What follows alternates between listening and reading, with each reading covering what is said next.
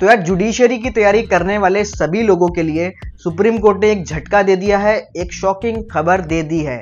I think आपको खबर तो पता चल गई होगी कि 3 साल की प्रैक्टिस अब जरूरी है जूनियर सिविल जज एग्जाम में बैठने के लिए। अब इस खबर में और भी कई सारे पॉइंट्स हैं जो मैं आपको बताने वाला हूं। सही किया कोर्ट ने, गलत किया, क्या ऑप्शन है और इससे क्या फर्क अब आगे पड़ेगा। तो चलिए सारी चीजें समझते हैं। तो फटाफट से वीडियो शुरू करते हैं।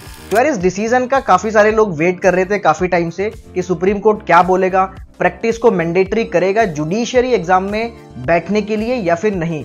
और फाइनली सुप्रीम कोर्ट ने इसको मोहर लगा दी है, एक्सेप्ट कर लिया है कि हाँ ऐसा होगा और 3 साल की प्रैक्टिस जरूरी है किसी भी पर्सन को एलिजिबल होने के लिए किसी भी जुडिशरी एग्जाम में, चाहे वो दिल्ली का एग्जाम हो, यूपी का हो, राजस्थान हो, साउथ में हो, नॉर्थ में हो, ऑल ओवर इंडिया कहीं भी जुडिशरी का एग्जाम है 3 साल की आपकी प्रैक्टिस मिनिमम होनी ही चाहिए। ये डिसीजन दिया है 3 जजेस की सुप्रीम कोर्ट की बेंच ने। हमारे chief justice of India justice BR Gavai इसमें शामिल थे। उनके अलावा justice AG Masih and justice K Vinod Chandran भी इस डिसीजन में शामिल थे। तो ये 3 जजेस का डिसीजन है और प्रैक्टिस मैंडेटरी कर दी है। अब इससे क्या और क्या क्या डिसीजन दिए पहले वो समझते हैं। तो सबसे बड़ी खबर तो यही है, 3 साल की प्रैक्टिस जरूरी है। सेकंड चीज ये है कि 3 साल की प्रैक्टिस आप कैसे प्रूफ करेंगे। इसके लिए आपको किसी भी एक एडवोकेट से एंडोर्स होना पड़ेगा या फिर वो आपको सर्टिफाई करेगा, सर्टिफिकेट देगा कि हाँ इसकी 3 साल की प्रैक्टिस सो एंड सो मैं सर्टिफाई करता हूं, ठीक है। और वो एडवोकेट वो होने चाहिए जिनकी एटलीस्ट 10 साल से वो बार में प्रेजेंट हो, मतलब 10 साल से जो प्रैक्टिस कर रहे हैं वही आपको सर्टिफाई कर सकते हैं। ये इस डिसीजन में सेकंड पॉइंट है। थर्ड पॉइंट ये है कि आपकी प्रैक्टिस कब से काउंट होगी। तो ऑल इंडिया बार एग्जाम एक आप देते हैं, वहां से कोई लेना देना नहीं है। जिस दिन से आपने किसी भी स्टेट बार में अपना एनरोलमेंट करा दिया है वहीं से आपकी प्रैक्टिस का टाइम शुरू हो गया, ठीक है। इसके अलावा जैसे आपने 3 साल की प्रैक्टिस अपनी कंप्लीट कर ली है, आप एग्जाम में अपीयर हुए, आपका सिलेक्शन हो गया, उसके बाद आपको सीधा कोर्ट में नहीं भेजा जाएगा। 1 साल की आपकी पूरी ट्रेनिंग चलेगी। तो ट्रेनिंग पीरियड पूरा 1 साल का कर दिया है, उसके बाद ही आपको कोर्ट का प्रिसाइडिंग ऑफिसर बनाया जाएगा। तो ये भी एक किसी जजमेंट में छुपी हुई न्यूज है।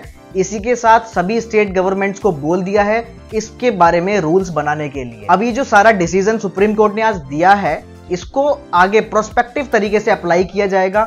मतलब अगर अभी तक कोई नोटिफिकेशन निकल चुकी है तो वो एज इट इज पिछले रूल से चलेगी, लेकिन आने वाली सभी नोटिफिकेशन में ये रूल अप्लाई होना चाहिए। सुप्रीम कोर्ट ने ऐसा बोल दिया है। अब समझते हैं सुप्रीम कोर्ट ने इतना कड़ा फैसला लिया क्यों। क्योंकि काफी सारे लोग जुडिशरी की तैयारी करते हैं और करते आ रहे हैं, लेकिन एक झटके में उनका सारी लाइफ एक तरीके से चेंज हो जाएगी। क्यों? क्योंकि उनके पास प्रैक्टिस का एक्सपीरियंस नहीं है। वो तैयारी तो कर चुके हैं फुल, हो सकता है कोई मेंस में रह गया हो, कोई इंटरव्यू में रह गया हो, इस साल हो सकता है उनका सिलेक्शन होने के चांसेस थे, लेकिन आगे आने वाली नोटिफिकेशन में वो एग्जाम में अपीयर नहीं हो पाएंगे। तो यार सबसे पहले ये फैसला मध्य प्रदेश हाई कोर्ट ने दिया था जब उन्होंने नोटिफिकेशन निकाली सिविल जज एग्जाम की और उसमें लिखा था कि 3 इयर्स प्रैक्टिस मैंडेटरी। तो वहीं से ये डिसीजन आया सबके सामने, फिर सबको ये शॉकिंग लगा, इसकी चैलेंज किया गया, सुप्रीम कोर्ट में फाइनली पहुंचा और आज ये बिल्कुल सेटल हो गया है। तो यार मान के चलिए अब होने तो यही वाला है। तो यार समझते हैं कि सुप्रीम कोर्ट ने ऐसा किया क्यों। देखो सुप्रीम कोर्ट के पास काफी सारी कंप्लेंट्स भी आ रही थी और हाई कोर्ट ने भी अपने अपने रिकमेंडेशंस दी कि जो नए नए जजेस बनते हैं, ठीक है, उनको बुकिश नॉलेज है, लेकिन प्रैक्टिकली उनको नहीं पता कि कोर्ट में कैसे काम होना है, कैसे बातचीत होनी है, और भी बहुत सारी चीजें होती हैं। तो वही इशू था मेनली। तो सुप्रीम कोर्ट ने वो कंसिडर किया और हाई कोर्ट्स का सभी का ऑलमोस्ट यही कहना था कि आप प्रैक्टिस को थोड़ा मैंडेटरी कर दीजिए। तो 3 साल की प्रैक्टिस मैंडेटरी हो चुकी है।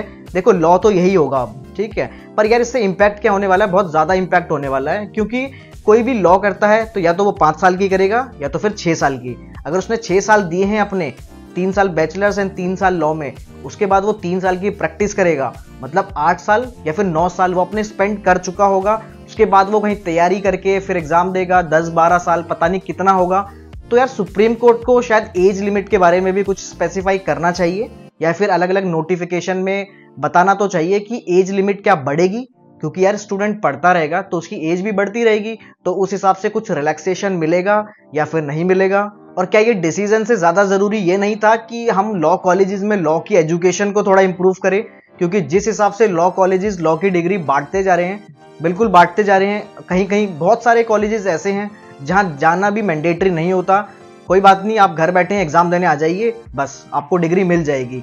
तो अब ये मतलब एजुकेशन सिस्टम में तो आपने इंप्रूवमेंट नहीं किया, कुछ बोला नहीं, और बार काउंसिल ऑफ इंडिया ने भी नहीं किया कुछ। बस थोड़ा सा स्टूडेंट के ऊपर ज़्यादा बर्डन हो गया। जो तैयारी कर रहे थे उनका तो काफ़ी सारों का फ्यूचर शायद स्टेक पे है। तो आपका ओपिनियन क्या है कमेंट सेक्शन में ज़रूर बताना इस डिसीजन को लेकर। And stay tune for such legal updates. मिलते हैं नेक्स्ट वीडियो में। Till then bye bye.